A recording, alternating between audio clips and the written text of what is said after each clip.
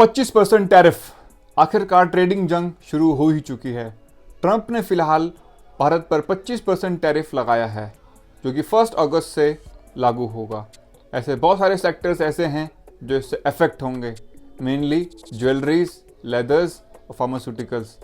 आइए देखते हैं कौन कौन से सेक्टर्स ऐसे हैं, अगर ये टैरिफ लागू होता है तो इसका इफेक्ट क्या है, इसका सोल्यूशन क्या हो सकता है, और ऐसे हम इंडिया की कौन सी टैक्टिक्स हो सकती हैं जो इससे मिटिगेट करें। आखिरकार ये कोई रियल में ट्रंप टैरिफ लगने वाला है या एक नेगोशिएशन टैक्टिक्स है। आइए देखते हैं वीडियो में किस किस तरीके से इंडिया के कौन से सेक्टर्स इससे अफेक्ट होंगे और हम किस तरीके से इससे मिटिगेट कर सकते हैं। अब जब जंग शुरू हो ही चुकी है तो आइए देखते हैं 25% जो टैरिफ यूएस ने इंडिया पर लगाया है इसके क्या इफेक्ट आते हैं। ये टैरिफ हमारा 1 अगस्त से शुरू हो जाएगा, तो जितने भी हमारे एक्सपोर्ट ड्रिवन सेक्टर्स हैं वो इससे काफ़ी अफेक्ट करेंगे। अगर हम देखें तो इसके पीछे रूट कॉज है रशियन प्रेसिडेंट पुतिन, जो इस समय वॉर चल रही है रशिया और यूक्रेन की। ये इसके पीछे सबसे बड़ा कारण माना जा रहा है। इंडिया जो कि रशिया से क्रूड ऑयल खरीद रहा है और एक तरीके से इंडिया रशिया को बैकडोर हेल्प कर रहा है, ये इसके पीछे एक बहुत बड़ा कारण है। और ये एक सिग्निफिकेंट नेगोशिएशन ट्रिक भी हो सकती है यूएस की तरफ से, जो हम अपने ट्रेड डील साइन करने वाले हैं। तो आइए देखते हैं कौन कौन से ऐसे सेक्टर्स हैं जो इसे सबसे ज़्यादा इफेक्ट करेंगे। नंबर 1 और नंबर 2 सेक्टर्स हैं जो इसे सबसे ज़्यादा इफेक्ट करेंगे, वो है ज्वेलरीज और टेक्सटाइल। ये दो सेक्टर्स एक्सपोर्ट ड्रिवन बहुत ज़्यादा हैं। ये हमारे इंडिया से काफ़ी एक्सपोर्ट होते हैं और यूएस में काफ़ी जाते हैं। ये दो सेक्टर्स काफ़ी अच्छा प्रॉफिट मार्जिन भी लेते हैं और ये इंडिया के नंबर 2 सेक्टर्स हैं जो एक्सपोर्ट ड्रिवन हैं। अगर ये टैरिफ लागू होता है तो हमारे इन दो सेक्टर में सबसे ज़्यादा फर्क पड़ेगा। अगर हम देखें नेक्स्ट 2 सेक्टर्स सबसे ज़्यादा अफेक्ट कर सकते हैं, वो होंगे फार्मास्यूटिकल्स और ऑटो कंपोनेंट्स। फार्मास्यूटिकल्स और ऑटो कंपोनेंट्स, इनमें सबसे ज़्यादा टैरिफ लगने का डर है कि शायद 25% से भी ऊपर जा सकता है और शायद बहुत ज़्यादा इफेक्ट पड़ेगा। जो भी हमारे लॉन्ग टर्म कॉन्ट्रैक्ट्स हैं उनमें भी फ़र्क पड़ेगा और कंपनीज के प्रॉफिट मार्जिन में भी फ़र्क पड़ेगा।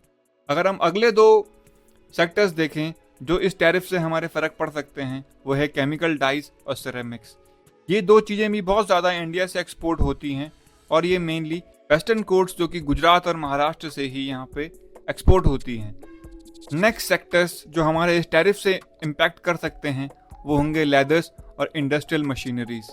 ये 2 सेक्टर्स भी ऐसे हैं जो यूएस पे डिपेंडेंट है और काफ़ी हद तक हमारे एक्सपोर्ट ड्रिवन ही रहते हैं।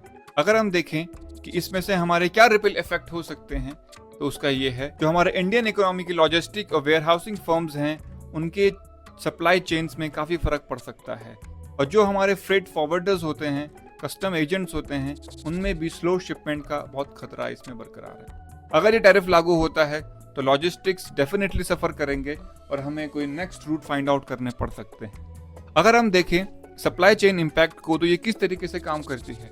अभी आप देखिए, जैसे ही ये टैरिफ लागू हो जाएंगे यूएस इंपोर्ट से हमारा सामान महंगा हो जाएगा। जैसे ही सामान हमारा महंगा हो जाएगा तो हम उनके मार्केट्स में कंपेटिटिव नहीं रहेंगे। जब हम कंपेटिटिव नहीं रहेंगे तो हमारे इन्वेंट्रीज बिल्डअप होनी शुरू हो जाएगी, जो कि हमारे इंडिया में हमारे इसके वेयर हाउसेस होते हैं। इन्वेंट्रीज हमारी बिल्डअप होंगी तो हमें वर्किंग कैपिटल लगेगा और हमें हमारी प्रॉफिट मार्जिन हमारी कंपनीज की कम हो जाएंगी, जिससे कि ले ऑफ्स या हमें इंडियन मार्केट में अपना माल डंप करना पड़ सकता है, जो कि शायद शॉर्ट टर्म में हमें कुछ discount they they, but companies को इससे लॉस ही है। अगर हम देखें तो हम पे और ऐसी क्या स्ट्रेटेजीज हो सकती हैं अगर ये टैरिफ लागू होता है अपनी इकोनॉमी को बचाने के लिए। तो सबसे पहले हमें मार्केट डाइवर्सिफिकेशन की तरफ जाना पड़ेगा। वैसे भी यूएस हमसे बहुत ज़्यादा इंपोर्ट नहीं करता है, बट फिर भी जितना भी करता है अगर हम उसको यूरोप, अफ्रीका या साउथ ईस्ट एशिया की तरफ डाइवर्ट करें तो हमारे पास एक अच्छा डाइवर्सिफिकेशन हो सकता है और एक नया मार्केट हम इसमें देख सकते हैं। कॉस्ट ऑप्टिमाइजेशन की अगर तरफ हम जाएं तो हम सप्लाई चेन में नए नए इनोवेशंस या कुछ ऐसे मेजर्स ले सकते हैं जिससे हमारी सप्लाई चेन की कॉस्ट घटे। और इसी चीज़ से हम पे ये इफेक्ट पड़ता है कि अगर हम इसको नेगोशिएट कर पाएँ किसी और कंट्रीज से जो कि हमें कम टैरिफ में काम दे, या अमेरिका के साथ ही हम एक अच्छे टैरिफ से हम काम कर सकें, तो हमारे लिए बहुत अच्छी सिचुएशंस बन जाएगी। ये एक opportunity as well as threat दोनों चीज़ है। चाइना, इंडिया, नॉर्थ कोरिया, ये 3 कंट्रीज कुछ ऐसी हैं जो रशिया को इस समय हेल्प कर रही हैं इनडायरेक्टली, तो ये टैरिफ हम पे लागू हो सकता है। अगर हम देखें कि इसका नेक्स्ट स्टेप क्या होगा, तो वो ये होगा कि हमें एक अपनी नई सप्लाई चेन हमें मैनेज करनी पड़ सकती है, नए मार्केट की तरफ हमें जाना पड़ सकता है, जो कि एक अपॉर्चुनिटी ही है। मुझे ऐसा नहीं लगता है कि ये कुछ बहुत ज़्यादा अफेक्ट करेगा हमारी इंडियन इकोनॉमी को, वेयर एज हमें एक अच्छा मार्केट दे देगा दूसरे मार्केट्स में जाने के लिए। अगर हम देखें कि इस समय कौन कौन से सेक्टर्स और किन किन स्टेट्स में इम्पैक्ट पड़ सकता है, तो अगर हम देखें जेम्स एंड ज्वेलरीज और टेक्सटाइल, ये दो सेक्टर्स हैं जिनमें सबसे ज़्यादा फर्क पड़ सकता है। और मेनली इसमें गुजरात, राजस्थान, तमिलनाडु, पंजाब ही स्टेट्स ऐसे हैं जो इसको एक्सपोर्ट करते हैं। अगर हम pharma, auto components, chemicals, ceramics और लेदर गुड्स देखें तो इनका इम्पैक्ट बहुत ज़्यादा हाई नहीं होगा with respect to jewelleries and textile, but फिर भी ये हम पे इम्पैक्ट कर सकती हैं।